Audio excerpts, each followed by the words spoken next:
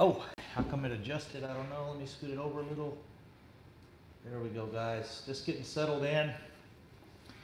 Sorry, the sound should be better. I got the microphone working now. So microphone check 1 2 1 2. I hope everything's okay. Just wanted to have an open forum with you guys today concerning Travis Frederick, Rico Gathers, Thursday's game, or not Thursday's game. Tonight is Thursday's game, which actually has probably started already. Haven't heard from Mark Holmes today. I hope everything's going okay. Apparently, his page is still shut down, I'm sure. I'd like to thank you guys for jumping in, subscribing, and joining to the Cowboy Crunk Show. Coming out of Dallas Cowboys fans of Houston, representing our local club here. We get together and watch the games when we can. We have a Facebook page that we share, so if you're from Houston, jump on the DCFH Cowboys Facebook page. Just wanted to go over a few things with Seattle here. Not sure if you guys can see the screen. What's going on with Seattle currently is, as you guys know, we're trying to squeeze Earl Thomas out of there and squeeze him into our lineup, which really would help us out right now. Help solidify that defense. As you guys know, first and foremost, we want to wish Travis Frederick the best. I don't think any updated, really good news has come out since this morning. The only thing that I see out there is the fact that you know, we're looking at least probably a month. He's going through the plasma reconditioning, and it's kind of like an oil change for your blood, getting those plasma back in there. I'm trying to make it real simple because it is something that can be dangerous. Fortunately, they caught it very early, and I think the reason they caught it early is with him being in training camp, training hard every day. Usually athletes, they catch it early because the symptoms pop up really quick because you feel fatigue, you lose strength, you have injuries, and not injuries, but you have a lot of pain due to the physical requirements you're going through as an athlete. Because of those physical requirements, it causes that pain to come out, and you notice a lack of strength. So those were reasons that he diagnosed it quick. He got to noticed it quick and got to the hospital, had it evaluated, and hopefully he can get that taken care of real quick. Hopefully the first thing he's back to being a father and being a husband first and foremost, and then once that's taken care of, we can work him getting back into practices and get him 100% on the field. And of course, this isn't like a normal situation. It's not like he works at a camp it's not like he works at a refinery or he works an office job. He can't just come back and be a Dallas Cowboy once he's feeling okay. He has to be 100% because this is something that you know, you don't want to relapse on or anything. So best wishes to Travis Frederick, and hopefully that will pass as quick as possible and he can get back to being a normal husband, father, and then later down the road a Dallas Cowboy again. Second of all, guys, I want to talk about this Rico Gathers thing. As you guys know, a lot of us are on the Rico Gathers bandwagon. This just creates more of a need for our offense to play well. One thing concerning the situation with Travis Frederick, with him being the center of our line, he's somewhat the quarterback of our line. The ability of our line to process blocking starts in the center, and it starts in the center and works its way out. First of all, if that center can take on that defensive tackle, that nose guard, if he can take that guy on one-on-one, that frees up both of your guards, or one of them, whichever, to take the other defensive tackle and the other one to go hit a linebacker. Normal, the defensive tackle's position is to try to take up two linemen, try to get between that gap between the guard and the center, and try to basically take on two people on the offensive line. Travis Frederick has had the ability most of the time to take on that defensive tackle, the nose guard, one-on-one. Now, when that does that, it frees up one of your guards to go after. So that's what we're going to go after, a defensive tackle, or go after the other defensive tackle or a linebacker. So that is something we're going to be missing with Travis Frederick gone. Looney's going to fill in. Hopefully he can do the best he can, and we can follow that and hope things go well. As far as Rico Gathers, guys, he should get a lot of playing time Saturday. That's what we're hoping for. Hopefully he'll show out. He's supposed to be practicing with the first team, as you guys know, all this week and into the weekend. Hopefully Saturday, that's what we'll see.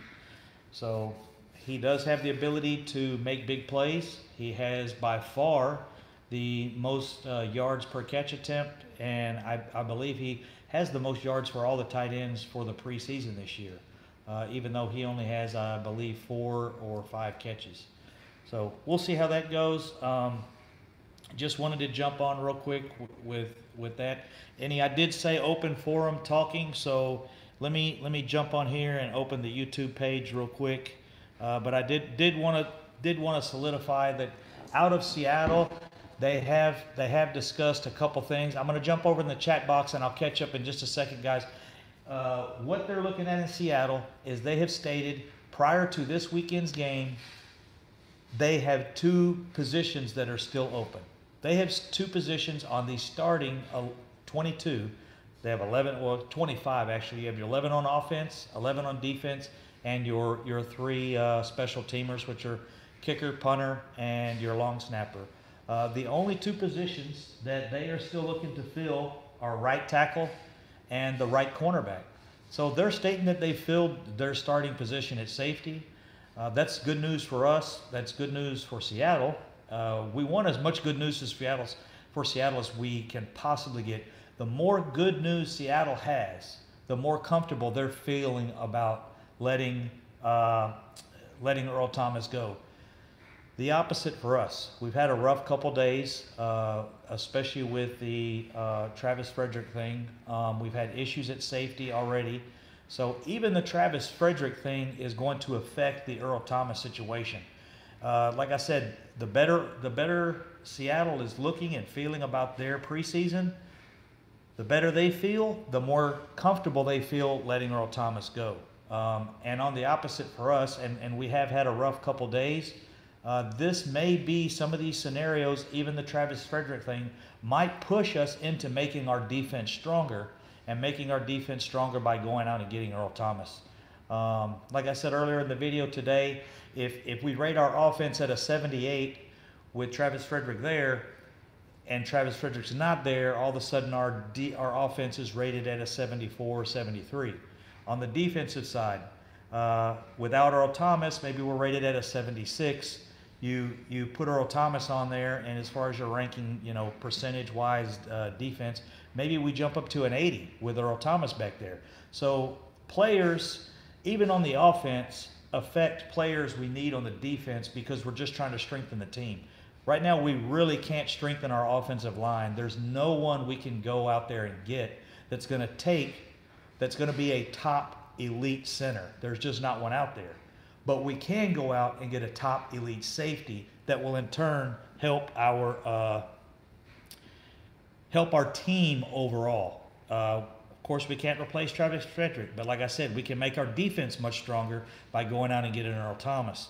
So I know it's not a trade we want to see, but if we have to do something to get our team overall better, it's best to just go out and get Earl Thomas now. So let me get the chat box going. I want to see what's going on in the chat box, guys. I know it's repetitive to have the screen up here. I had it yesterday, and it was driving me a little crazy as well. But this is the only way right now I can see the chat box. Let me go back, guys. I will catch up here real quick. Yo, Cowboys, Arkansas in the house, bro. What's up, Roger Ash from Arkansas? Chaz Jewell, if the Dallas Cowboys are trying to get Earl and also Seattle center. Hey, I hadn't heard that. I doubt I doubt Seattle would do anything. I know they are really hurting for offensive linemen in Seattle. So they're in the same boat as we are, the same situation. Joe Looney got. Yeah, I hope Joe Looney does well. I really like him as a person. He's a great guy. He really he's a comedian. He keeps the guys happy. Loves great guy in the locker room. Everybody loves being around him. Rowdy friend to draft guy is to project pick and to never let him play in the regular season. Game would be a waste. Yeah. Also, good there. James Sorrells. Let's see. Here we go.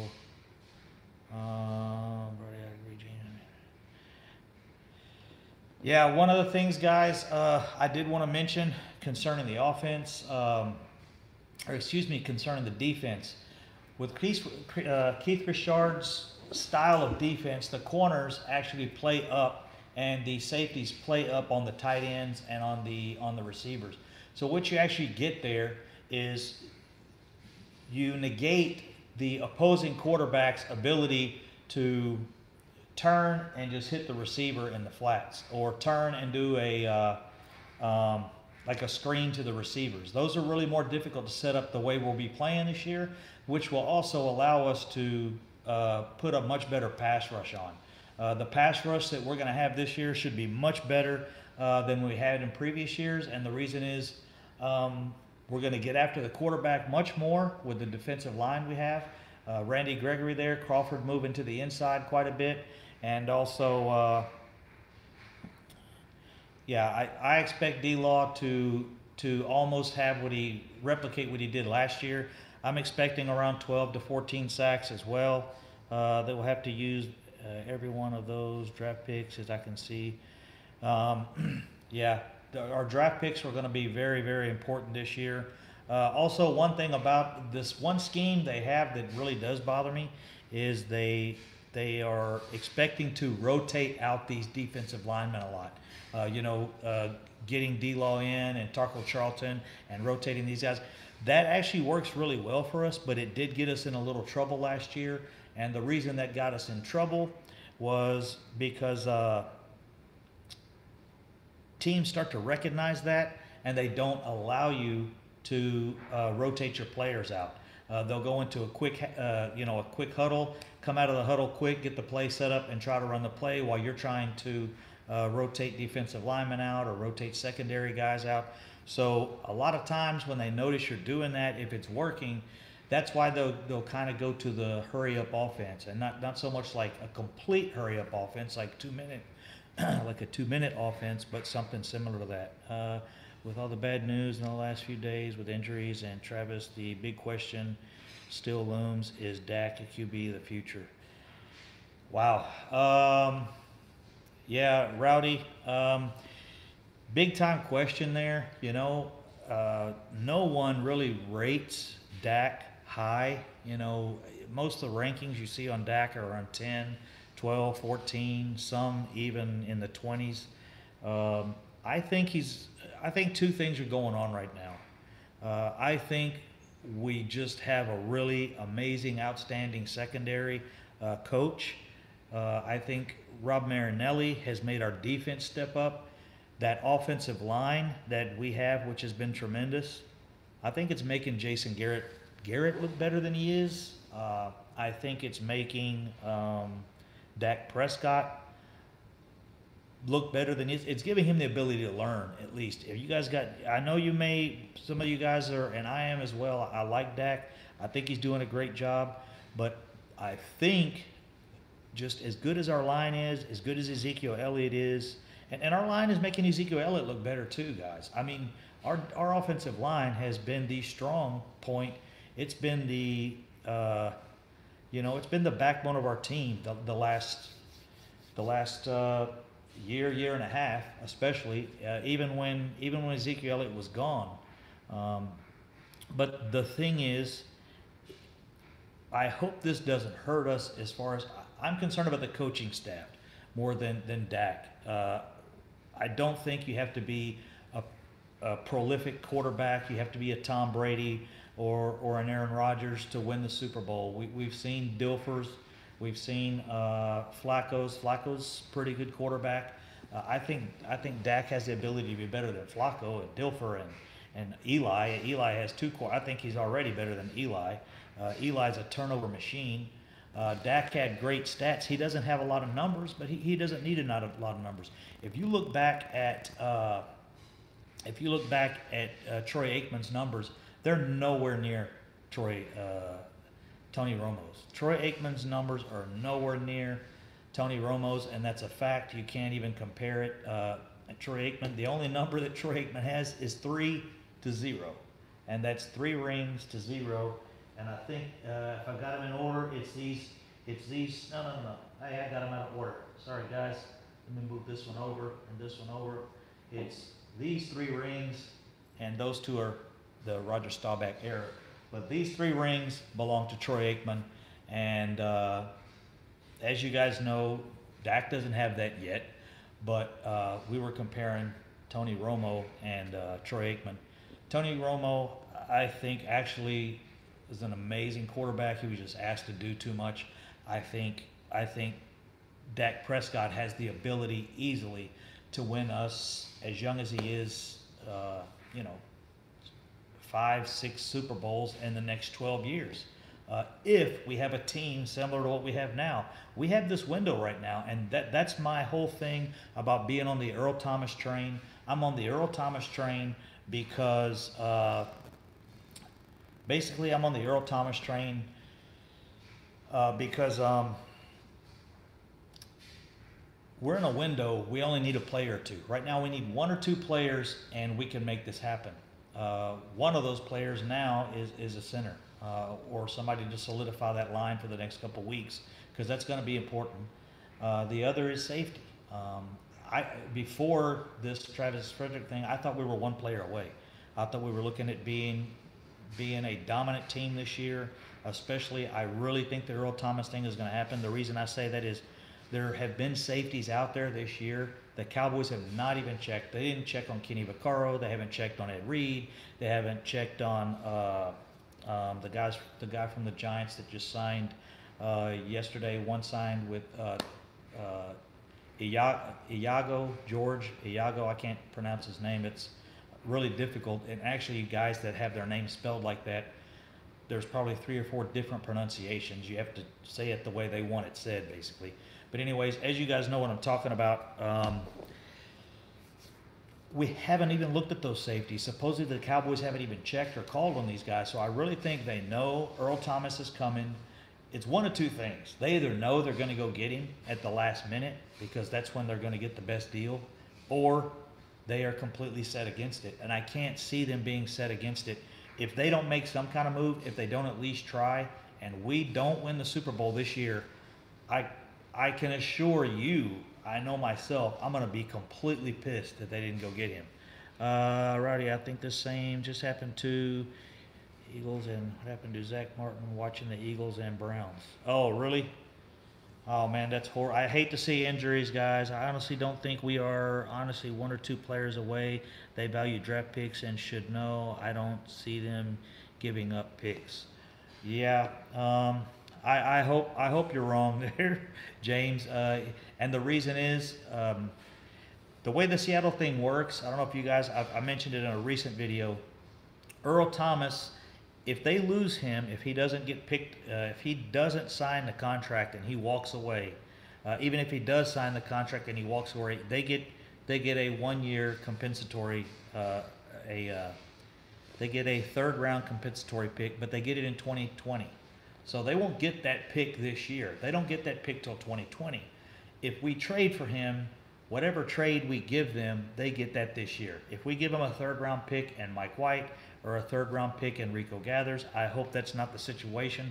But for some reason, they've started to pump up Rico Gathers in the last week or 2. I know I'm wanting the guy to make the team myself, but we will see what happens. For some reason, it seems like they're just against the Rico Gathers thing. So we'll see how that works. But it really does benefit them to get rid of Earl Thomas. I know they're done with him. It's been stated that their complete management team, for the most part, is wanting to just cut ties and let it go. So Panthers. Let's see. Vinny, not on the bunny. Sorry guys, I'm checking up on the chat box. We went from a 12-14 to maybe an 8-8 team with the injuries we took. Yeah, it's gonna be tough, guys. How you doing? What is it? South of Heaven? South of Heaven 88. Welcome to the channel. Nice to see you guys here. Yeah, I agree. This is gonna be tough to recover from, but it's something we're gonna have to struggle through. We don't have enough depth on offensive line, and we don't have playmaking tight end. Actually, I'm going to agree with you, especially on the line part. On the, am I stuck here? Yeah. On the playmaking tight end, I kind of disagree. I think we have a playmaking tight end, but I think the coaches aren't giving him the ability. If they're not giving him the ability to do the playmaking, then yeah, we don't have a playmaking tight end. I think I lost connection, guys. Let me know. I'm spinning here on the computer, but I always have trouble with this computer. It's actually about to go to the shop to have some. I got my other computer in the shop as well, so this one's going in probably when that one comes out. My wife came in to let me know. No, it's going. It's going. But anyways, guys, okay. Thanks, Heaven. Let me go up through the chat box a little more. I wanted to do an open discussion. Do you guys got anything? I'm glad we're not hearing anything, and I'm going to keep this really quiet. I'm glad we're not hearing anything on the Dak Prescott situation. I know you guys maybe don't know what I'm talking about, but there was some stuff out there on Dak Prescott. I don't want to talk about it. I hope it passes. It wasn't a big deal. Something from his younger days that popped up, and really childish, really stupid. Oh, hey, what's up? Very nice. I got one of the shirts. South Heaven, I got one of the shirts. I was wearing it yesterday in a video. I did cut the sleeves off so I could take it to the gym and do the gym thing. So I can't have sleeves on when I'm at the gym. So appreciate the jerseys, man. Yeah, I hope nothing comes of the Dak thing. It's best to keep it quiet. I hope Xavier Woods, man, he is a valuable guy. I think, especially with Keith Richard being there, Xavier Woods has the ability to be a Pro Bowler, you know, at least a couple years during his safety career. So we'll see where that goes. I hope Mark Holmes is doing okay, guys. If you guys see anything of him, wish him the best. But as for now, I just wanted to get that information out. I want to get over and watch the Eagles game. The Eagles should be on now. That's good to know. Hey, the Browns, they should have been pretty good last year. I really can't believe they went without a win last year with the squad they have. They really, if you look at some of their elite players, they really have some elite players on the Browns team. It's almost like sometimes I don't know if they were flopping to get them a quarterback. You know, it looked maybe they were losing games to fill in a couple big time picks, and then they said, okay, let's take one last year. Let's bomb this year. Let's go 0-16. Let's get our quarterback. Let's get they got Chubb, and now let's move forward. And they're going to win some games, these guys. I really think they will. Now, I said that last year, and I was completely wrong. But I don't know why I was wrong. They've got the players to win. It could be their coach, and that's how important a coach is. And that's where I hope we're not in that situation. I hope our team is not so damn good that we end up going, 10-6 and barely making the playoffs and losing a game. And that's where I think Earl Thomas could help us elevate. I think maybe Jason Garrett being gone, our team will elevate. I don't know. But we got to put the blame on someone. If you don't win the Super Bowl, the season was worth nothing. You know, you guys, as you guys know, in the NFL, you can finish second, and it's not worth a damn thing. Let's see. I'm trying to jump in here. Oh, I'm getting updates. South of Heaven 88 is updating us on the game, which is what I need to switch to. Let me switch to the game, guys. Actually, yeah, let me do that. I will switch to that game. I don't care if I get in trouble. I don't think I'll keep it on long. So let me switch over here to the game and see where we're at. Direct TV. No. Oh, there we go. Some Aikman time right here, baby. I'll leave it on this for now. That's much better than what we had. Let me refresh my screen here. This is actually a really good documentary, and this is really a good documentary on the Cowboys' time during the 90s run. We had, if you watch this all the way through, you'll see Troy Aikman get completely pissed off concerning Barry Switzer. He was a big Barry Switzer fan before Barry Switzer came in, and the reason was he had worked with Barry. Jimmy Johnson tried to get him a few times and couldn't get him. That was in college. So if you watch this documentary, you'll pick up on it. But he was ripping Barry Switzer when Barry Switzer came in, Jimmy Johnson left, and he said because the guy does nothing but go around slapping guys on the ass and telling them, we'll get them next time, and next time we'll, he was always satisfied with mediocrity. And as you guys know, that to me seems like Jason Garrett. He's clapping on the sidelines, not happy with everything, or he is happy with everything. He never really gets on to anyone. He never gets in somebody's ass, and that's what you need. Bill Parcells will do it. He won't grab you by the jersey and yank you out of the locker room or anything like that. But this is it right here. Oh man, if I could rewind that, actually I could. Let me rewind this, guys. This is really good. Here we go. It's this one. Yeah, this is really good. I can't believe this came on when it did.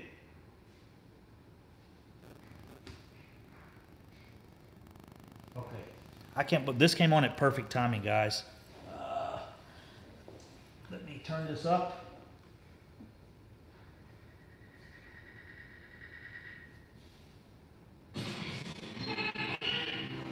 Aikman felt it coming in preseason.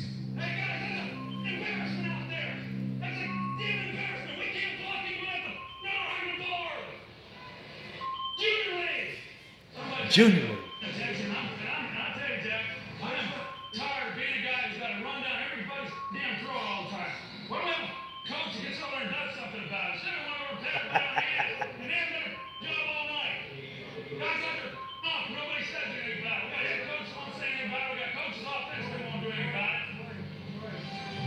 Troy. The babysitting's over. This is Troy Aikman getting in their ass. Why is he doing it? Because the coaches weren't doing it. The coaches weren't getting anybody's ass. Barry Switzer wasn't doing shit. The offensive line coach wasn't doing crap. Nobody's blocking. Nobody's doing their assignments. And Troy Aikman was pissed because he's the only one that would say anything. He was the only one that would walk into the huddle or walk into the offensive meetings that they were having and say, hey, this ain't working. We got to work on this. He said all Barry Switzer was doing and the offensive coordinator were doing was walking around, slapping guys on the ass saying, hey, we'll get it next time. We'll fix it later, or these things. And this is what I'm discussing right now concerning the Jason Garrett thing. Is he the right coach? Do we need to make a change? Because we have this window, and there's not a big window, especially on running back. We got this running back. We got to get some Super Bowls now, because as you guys know, once that running back's gone, aka Emmitt Smith, same situation.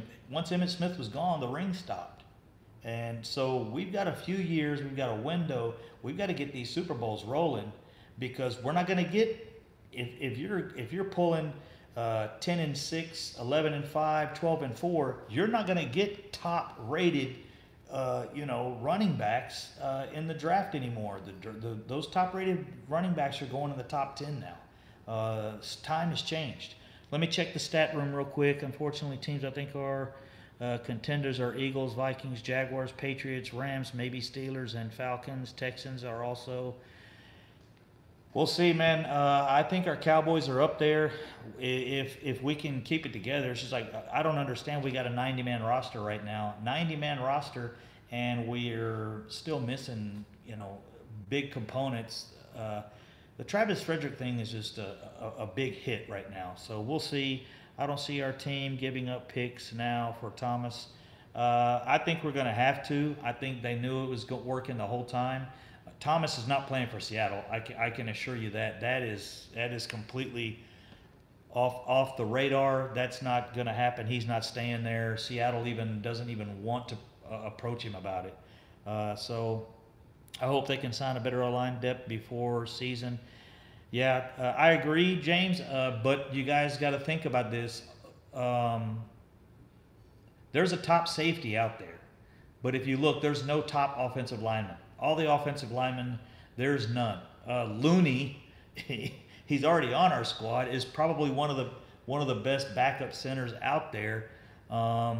There's no free agent safeties that you're going to pick up, or free agent centers. We've been talking about safety so long it's stuck in my head. But there's no free agent centers out there right now that are going to help us like that. So the only thing we can do is fill in center where we can and try to make the improvements on another place. Make the improvements at receiver. Make the improvements at tight end. Make the improvements at safety. We can improve those positions because there's players out there we can go get. Use Rico Gathers more. I think that would really help us. I'm not trying to play with my heart, but dude, every time the guy gets on the field, he does something completely outstanding.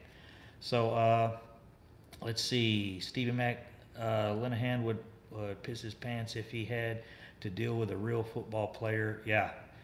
Yes. That was extreme, bro. Troy Aikman. This was after they won the Super Bowls and things started sinking. Of course, they started sinking after Barry Switzer came in. And that's what he was pissed about. He saw an extreme change in coaching that he went through. He went through the Jerry Jones days. He went prior Jerry Jones. He came into the Jerry Jones days, and then he went into the Barry Switzer days. So he had a really rocky, different coaching schemes coming in there. And most people say that the reason Barry Switzer's won his Super Bowl is because Jimmy Johnson built that team for him.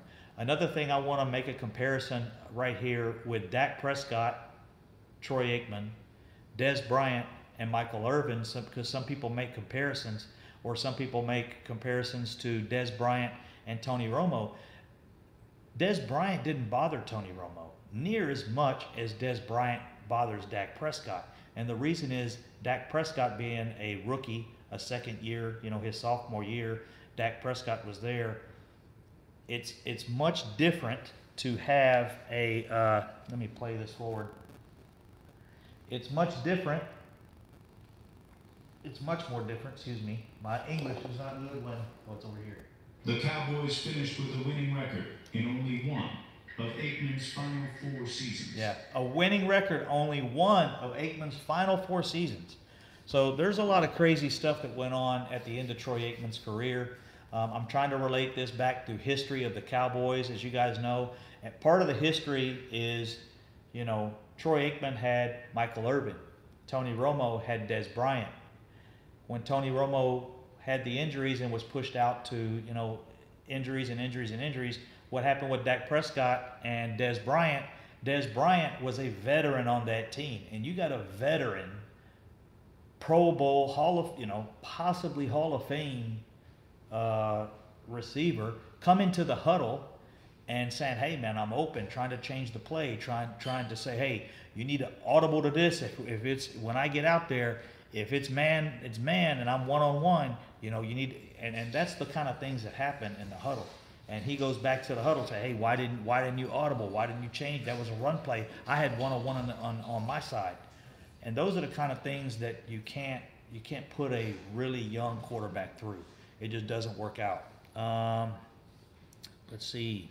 Yeah, I couldn't be coached by a Barry Switzer team. Yeah, Barry Switzer got his ring because only reason he got a ring was because Jimmy Johnson was there first. So should have won 4 straight Super Bowls. I agree, and that was part of the reason. That's, I think, is Jerry Jones' fault. I think Jerry Jones has pulled away from a lot of that. I hope that Stephen Jones stepping in and doing more, and Jerry Jones giving up those responsibilities to Stephen is hopefully going to work for us. I did hear some comments today that they're not going to play Dak. They're not going to play Zeke. I did want to comment on that as well. What do you guys think about Dak and Zeke not playing this weekend? I think it's a mistake. I think Looney will be okay. I definitely don't think you don't want to play Dak and Zeke. Zeke has to build a chemistry, especially Zeke and Dak, but especially Zeke on the run game and working this run in with Looney. And as I said earlier in the video, your strength of the offensive line starts in the center. The center coordinates everything. He has to coordinate taking on that defensive tackle. He has to coordinate allowing those guards to release. If he can take the defensive tackle on one-on-one, which is usually a tough job, if he can do that, that's what Travis Frederick was known for, taking that nose guard on one-on-one, that releases your guards, and now they're one-on-one with a linebacker and the other guard. And that's where you work in the right side or work in the left side. That's where you get those runs up the A-gap. So supposedly Jerry Jones said Zeke and Dak are not going to play this weekend, I guess, at all. I think it's a mistake. I think Dak needs to still get some time in with those receivers, and he's not going to be able to do that unless he gets on the field. What do we got here? If Jerry hadn't had fun, if Jerry hadn't run Jimmy off, they would have won 4 or 5 Super Bowls with that collection of talent. I don't know. I think Jerry Jones might have done some stupider things. He's probably lost quite a bit of money in his life. I know he loses money and gains it back, but yeah, I would agree with you. That might be one of the stupidest things he did. I wish we had a 63 roster instead of 53-man roster. Hey guys, okay. If you're hanging in on the chat room just a minute, I want to bring up a new thing that I thought of recently. Let me get a couple. Marquez taken down from scamming the Cowboys community. He never sent out prizes but collected the money. He admitted it on his last videos. Yeah. I know he did that. I don't know if you want anything, Streambox. I don't want to take his side on anything. I mean, I do. I don't know how long he's been doing that. I know he gets busy. I know he has those things boxed and signed up, and he has them sitting in his house, and he hasn't sent them out, and part of it is, but I can tell you this, bro, at the draft, I don't know how much money he's gotten off YouTube, but I can tell you this, at the draft, he spent a ton of money getting up there. Now, he got to travel, and he did that, but he a lot of food, a lot of beer, a lot of drinks, a lot of all the things he bought, the accommodations, the chairs, all that stuff. And I brought stuff as well. I spent quite a bit of money. I actually gave him a couple $100 to run to Walmart, but that was to buy wings and to buy sauce and to buy, I know he spent well over $1,500.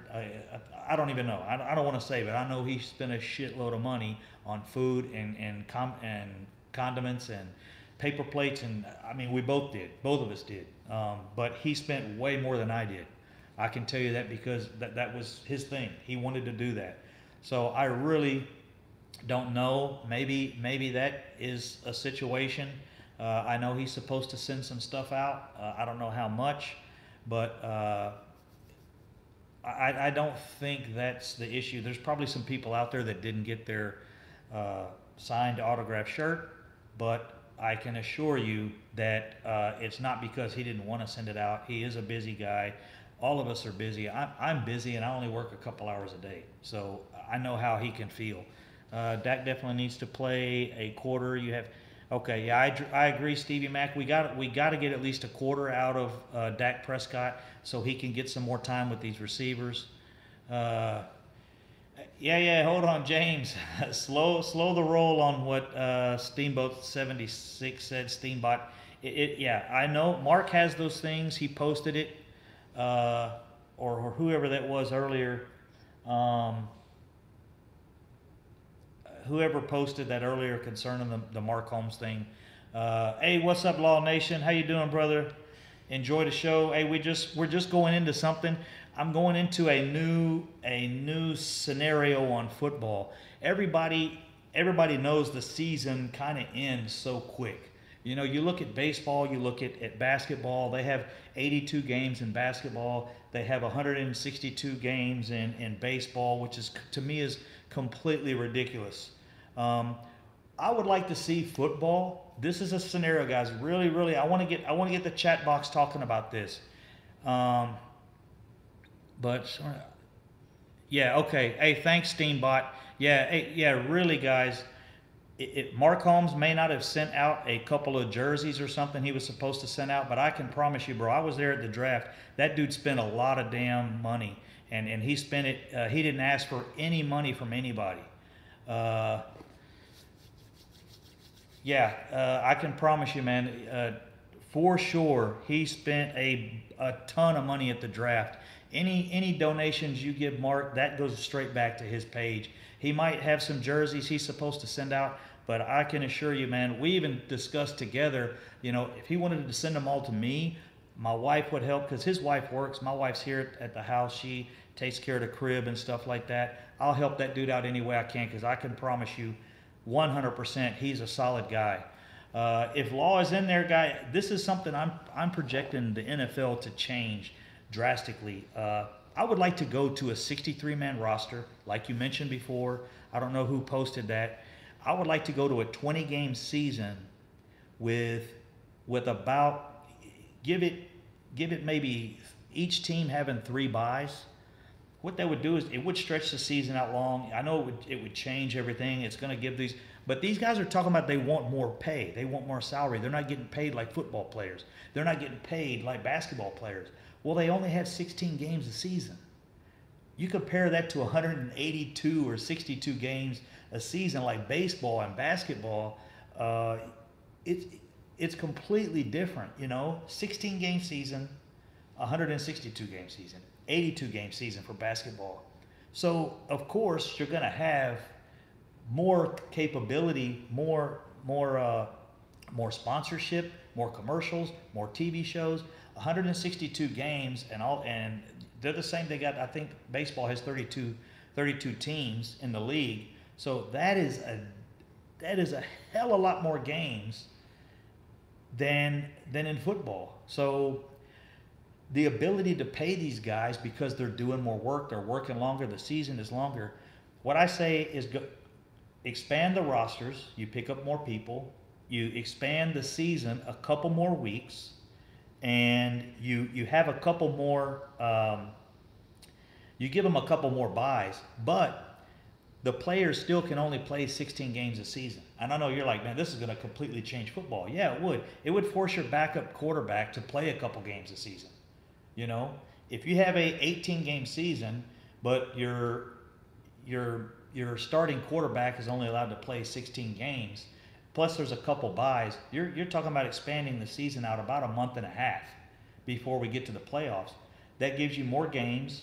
It gives you more games played. It gives you time to rest guys if they get concussions. If a couple guys get concussions, you know, if you have a guy that gets a concussion, you set him out for 2 weeks, he was going to have to sit out 2 weeks anyways because you can't play, you know, all 18 games. It's just a theory I came up with, and really I came up with that theory to get the football players the money they deserve. Also to make the season a little longer where we would enjoy football. Man, it just seems like the off season is so damn long. And they could even cut a couple of the preseason games. Take 2 of the preseason games away. Just have 2 preseason games. Give us an 18-game season or a 20-game season.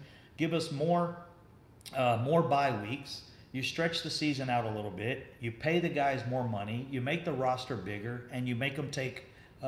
You still only play the players 16 games a season, but we have 20 games. your backup quarterbacks, your backup linebackers, all those guys, they have to sit. Or excuse me, your starters, they have to sit 4 games. Everyone has to sit 4 games.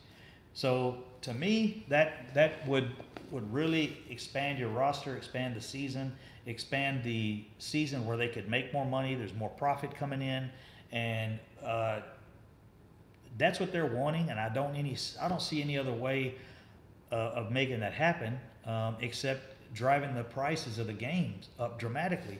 And you have some teams that don't sell out already. You know, you have some teams that aren't selling out all their games. So how are you going to drive the prices up on tickets and drive the pricing up on marketing and drive the pricing up on television?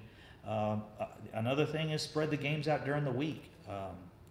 Put a team in Mexico, a team in Germany, or something like that. But the league, if they want to pay the players like basketball players, they want to play these guys or pay them like football. If football players want to get paid like basketball players and baseball players, we've got to expand the league somehow, games or something. So, what's up, Tyler Stewart? How you doing, brother? Dinko 28. Mark isn't the type to scam anyone. No, I can promise you that, dude, bro. I hope Mark doesn't. I hope Mark doesn't even hear anything like that, guys. If there's anyone out there that didn't, yeah, I'm the same. Steambot X76. I would rather watch it at home than at the stadium because I get into the game. I want to rewind it and watch it play. But let me get back on the Mark Gathers thing, guys. I can promise you, if anyone out there, if Mark feels like he owes anyone out there a penny, I can assure you he would be upset to hear that. He knows he needs to get some jerseys out. He's got some signed jerseys. And, you know, he goes through a lot to get that stuff signed. Those things he coordinates and goes to and pays money, he breaks even on that stuff. He pays $200, $300 to get in these events. Then he pays for the signature. On top of paying for the signature, he boxes it. And, you know, people send in $2, $3, $4 donations. And I know that adds up. I can assure you guys, I've been around Mark enough. I've talked to him enough. No way whatsoever would he scam someone or do that. I promise you guys. I hope, Mark, if you're out there, if you're on the page, if whoever said that, I know it came from someone here in the chat box. I think it was just someone was repeating what they heard. But yeah, guys, I can assure you, Mark did a lot there at the draft. Let me tell you one other thing there at the draft. Me and Mark were there at the draft. I got an RV. I came up from Houston. He had an RV. He came down from the D.C. area, and he stayed there and cooked and worked on the draft the whole time. He never left. Him and myself and my wife are the only ones that never left and went to an event. We never left and went inside the draft to walk around, check things out. And it wasn't because of our RV. He was working the whole time. And he's mentioned that before. You know, I'm going to jump off the Mark thing because y'all go think I'm trying to marry the guy or something. But really, guys, I'm just telling you the honest truth. He really is a stand-up guy. And if someone thinks that they didn't get something that they won or they sent, he was supposed to send to him, I promise you he'll work on that. And he'll get that rolling straight. Anyone else out there, real quick? Hey, any comments on my extending the league? Really, if you think it's ridiculous, hold on. Somebody shot something. I just seen it there. Let me see where that was. Apologize, guys. Let me go back. Oh, I'm rolling on the. Let me check out what was the comment there. Just sorry, guys. Where's it at? Oh, Dinko. Mark in the top. Oh no, wasn't it. I was looking for something about the NBA. Was that Stevie Mac? Yeah. Here we go. Yeah, the tickets cost way too much money. Now for the decent seats. I've been to a Cowboys fan for years and still haven't seen them because I can't afford it since. Yeah, I agree, Stevie Mac. The tickets are too expensive, and that's what I'm trying to say. We got to do something to get the football players are really complaining, seriously complaining that they're not getting paid like basketball players and baseball players. But you gotta compare 16 games to 162. You gotta compare 16 games to 82 in basketball. It's completely different. And yeah, you go to an NBA Finals game, you'll pay $10,000 to sit in the front row. The last Cowboy game I went to, I bought the tickets early, got an amazing deal, $500 on the front row, right in the corner of the end zone. And the reason I got the tickets that cheap was because the previous year they were 4-12. I bought the tickets in preseason for the Monday night game against Detroit. If you guys recall, on the Monday night game in Detroit right before Christmas or whatever, and by the time the game came, I could have sold those tickets for $1,500 a piece, and that was just a regular season game. It wasn't a playoff game or anything. So to me, the price of the tickets are ridiculous.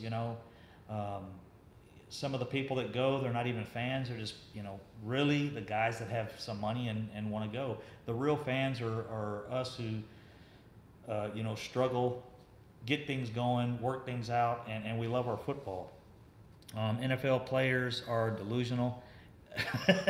Come on, man, Steamboat. Hey, they're not getting paid and their lifespan in the NFL is a lot shorter than it is in baseball, especially, and in the NBA. Most of the guys in the NBA, most players can go 12 years fairly easy. There's not very many positions in the NFL you can go 12 years. So that's why I'm trying to say we got to do something to get the level of pay. What's up? Hey, what's up, Vach? Law was in here earlier, man. I wanted to bounce something off you, Vach. You are someone that could maybe answer this. I have a short solution to get the NFL players paid, similar to what NBA and baseball players are getting paid.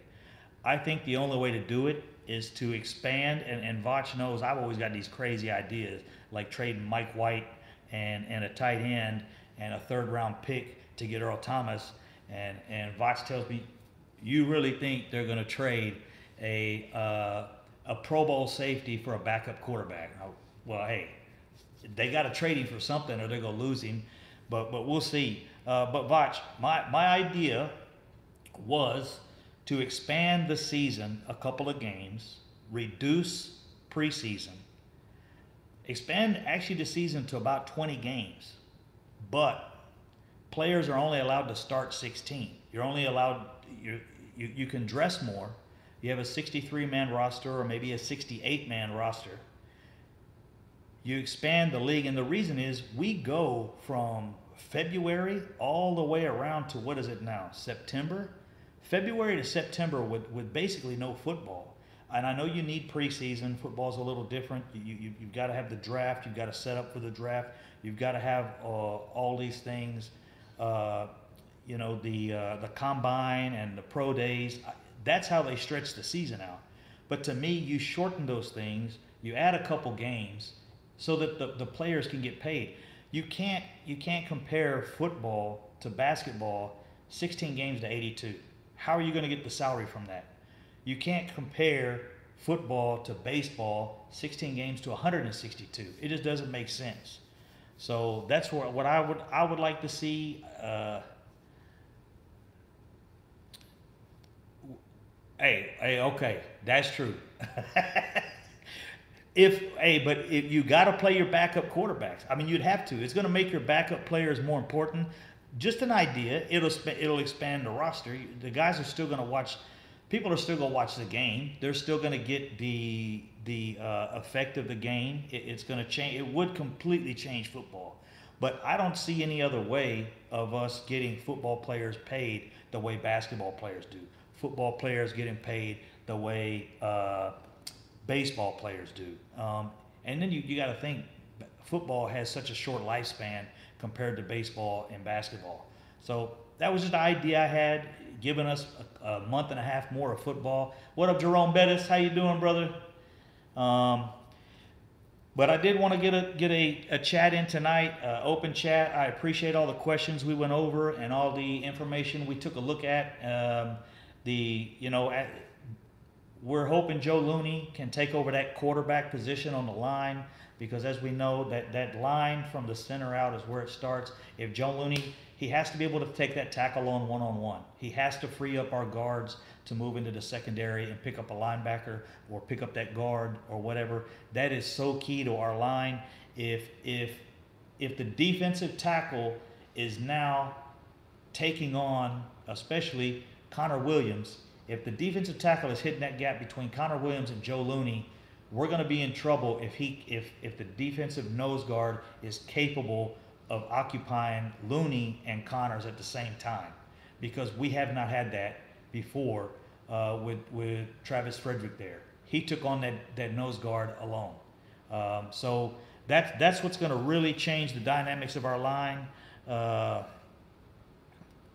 Yeah, that's another thing. The rosters are so huge, Vach. Yeah, I know it's a numbers thing. That's what I do at work.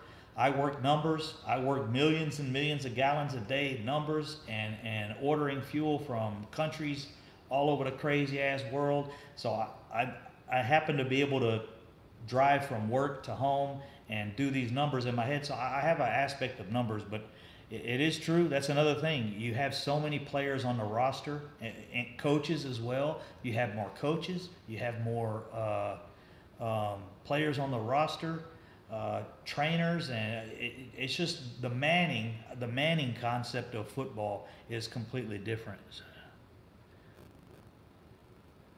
Okay, what's this here? I'm trying to check out something with South Haven 88.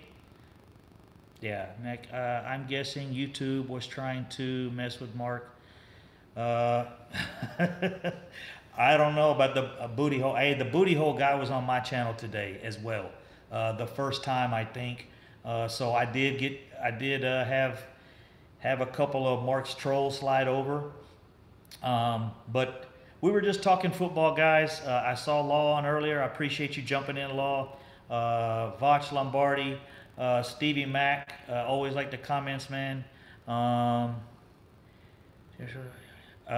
I do want to reiterate again, we stand by Travis Frederick trying to get back with his family, returning as a father and a husband first. Once he can get that straight and get back on his feet, I think he's going to be okay, long term. This is going to take a couple months, guys, at least probably. At the shortest, a month and a half, and I think he'll be back pretty healthy within a month. But football level, it's going to be a while. We're just fortunate that they caught this early, because he uses his body so much and he stresses his body out every day. They caught it early because he noticed the immediate change in his strength and the stingers, and he never had that before. So they caught it really early. I think they'll get it fixed, but for him to get back in football condition where he can take on a defensive line, take on a defensive tackle, nose guard, you're not talking about regular getting back to, I need to go to the office, I need to go out and mow the lawn. No. He has to get back to top of the line, 100% capability before he can step back on the field. So that might be a little longer than a month, guys. A month, 2 months, at the most 3 months, which we hope it won't go that far. We just hope Looney plays well, and we pray for that guy too, because he's got to take on some big guys. Guessing YouTube was trying to let's see, I'm trying to catch up here. Yeah, he may start a new channel. I know he is jumping on his son's channel. He did message me earlier. He sent out a message on Instagram also. If you jump on his son's channel, he may be jumping on there with his son to do some things. But so you guys check out Michael Anthony Fitness's page. He'll probably do some things with him. I'm assuming he'll be doing some live streaming, maybe with Vach and Law as well, or Foots. Those guys are all really close, so jump in on their page and see how things are going. But I'm going to jump over and watch the Philly game. Hopefully the Browns are kicking that ass, so we'll see. You guys pull for the Browns this year, man? I pulled for them last year. I like to see players, man. They got some players on that team that should be doing something. Another player to watch out for is my boy PJ Hall from Oakland. He plays nose guard. He's been tearing it up there at Oakland. Number 92, PJ Hall, Oakland. I'm a Cowboys fan, but I like football, guys. If you're a Cowboy fan and you just despise everyone else because you can't stand to see someone, hey, you got to appreciate athletes, man. Just like if you're an artist, if you listen to music, you know, you don't just like one artist, you know. Now, I like just one team, but there are other artists I like to listen to as far as hip hop goes. That's what I've listened to since a kid. So appreciate it, guys. Thanks, Rowdy Friend. Steambot 76, you guys enjoyed the game. I'm going to jump over, watch the game, have a drink. And, hey, one more tribute to Joe Boo, Mark Holmes is I got a Texas cup here from my neighbor, and I did this just for him because he was driving in the car that day and had the coffee cup, and everybody was clowning him, asking him why he was a bandwagon fan. But my neighbor left this here. We have parties at the house all the time, and J.J. Watt's a good guy. You guys know that dude is a dominant defensive end. He also dominates in the city here, contributing. The guy contributes to everything. He saved the city from a hurricane. So I do support J.J. Watt. I support other players that are good people. And to everyone, salute, doski woski, peace out. Cowboy Joe Boo, keep your thing rolling. Best of luck on your channel. I love you guys. Thanks for joining in. We'll see you tomorrow. Oh, I'm over here.